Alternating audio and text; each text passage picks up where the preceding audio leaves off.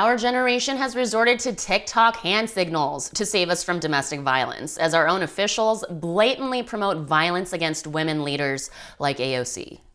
I'm Yoon Kim, and this is MTV News Need to Know.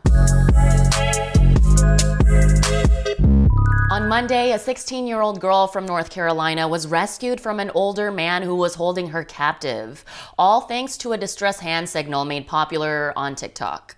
After being held captive for 2 days and taken across state borders, she was noticed by a driver in Kentucky as she waved the signal out the window.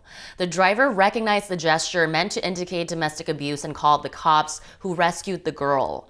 The man is being charged with unlawful imprisonment and child pornography.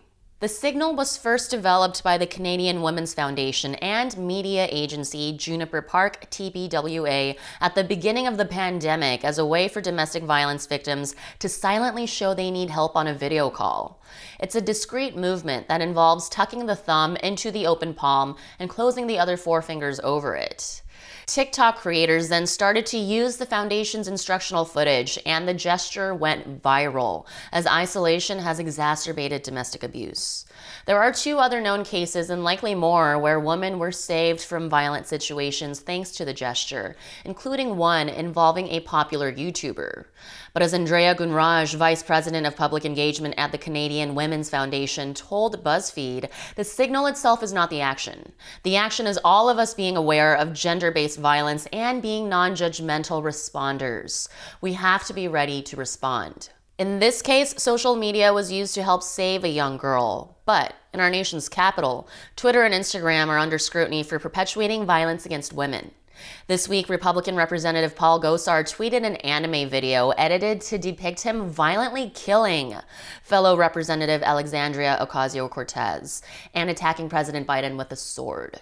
The depiction of the killing of AOC, a young woman of color, is by all means a misogynistic threat, not a silly cartoon as his office is claiming, especially during a time when GOP leaders are inciting violence in their base, including the January 6th insurrection, where some attackers were specifically seeking out women Democrats like AOC and Nancy Pelosi. Despite airing this threat that was viewed over 3 million times, Congressman Gosar is still on the job after claiming it was just a joke. Twitter and Instagram allowed his violent imagery to stay up, but when Kathy Griffin, a comedian, posted a 2017 photo of herself holding a bloody rendering of Donald Trump's head, she said Twitter locked her out of her account. And yesterday, she further claimed that she was fully investigated by 2 federal agencies, the Secret Service and the U.S. Attorney's Office, put on the no-fly list and the Interpol list, lost all work, tour canceled due to threats of violence. There is a clear gender-based double standard when it comes to violent images and accountability. This isn't the first time AOC has been targeted. Under a GOP administration, Border Patrol officers posted doctored photos of AOC getting violently raped, and they remained employed. Half of our nation's leaders are perpetuating a culture that devalues women's lives. And many young people are calling for Gosar to be fired, and Representative Ayanna Pressley tweeted, "Heinous attacks like these leveled at my sister AOC perpetuate and normalize violence against women, a reality far too common for a woman of color. Speaker Pelosi, this white supremacist must be expelled immediately." It's no wonder that young people need to turn to TikTok to help each other survive domestic violence, when our own officials are promoting it and targeting the young women leaders trying to protect us.